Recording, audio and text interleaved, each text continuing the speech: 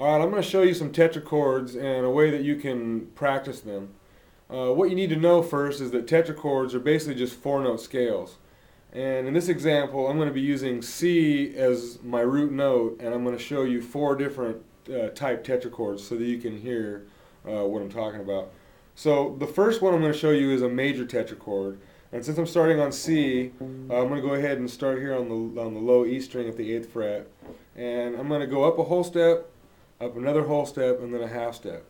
And these can be fingered a bunch of different ways. What I mean is you can play the same 4 notes. And I went ahead and included those 4 different fingerings, but the one I'm using is that one. And so there's your major tetrachord.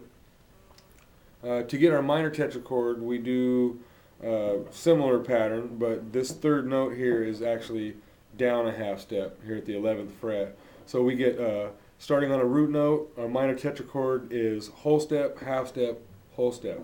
And it sounds like this. Okay? So there's our minor. Like I said, I included the different fingerings. So here's our 3rd one, and it's called a diminished, and it sounds like this. Okay, you see I just changed the 1 note, and it goes a half step, whole step, and then another whole step. And in our case here, we get C, D flat, E flat, and then F.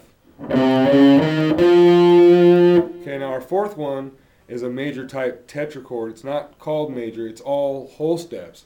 And I call it a whole tone tetrachord.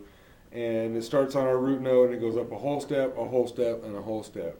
And in our case gives us the notes C, D, E, and F sharp. Sounds like this. Okay, so there's our 4 shapes. We've got major, we got minor, we got diminished, and we got our whole tone. Okay, so there's our 4 shapes. So what do you do with them? Well, to learn them, you know, you need to do a few things. Take your first one and play it a bunch of different ways. I suggest, you know, move it in a cycle of fourths, meaning you start your root note on C and then you'll go up 4 to F, C, D, E, F, C, and just doing the circle of fourths. And then B flat, E flat, A flat, D flat, F sharp, B, E, A, D, G, C as your root notes, and just playing that pattern. So let me give you an example. And